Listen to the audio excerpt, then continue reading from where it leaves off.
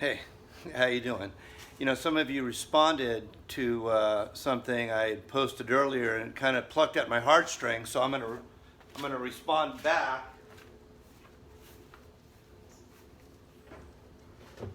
I think I'm going to bring this into the shop and see if they can fix it, because I've done a lot of work with that little table saw, and maybe I'm just not ready to get rid of it.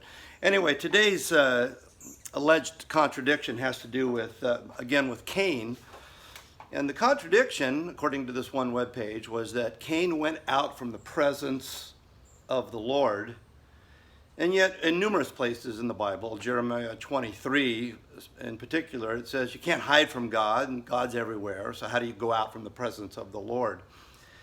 Well, when the Bible talks about walking away from God or going out from the presence of the Lord, it's not as if there's a room in your house where God doesn't exist, or there's some location that is outside of the omnipresence, the all presence of God. What it really does mean is that you are outside of God's favor.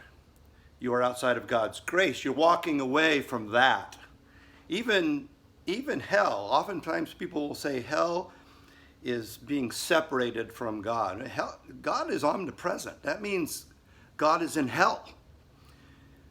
But the grace of God isn't in hell. The wrath of God is in hell. So God is omnipresent, and so to walk away from the presence of the Lord doesn't mean that somehow you found a place where God does not exist.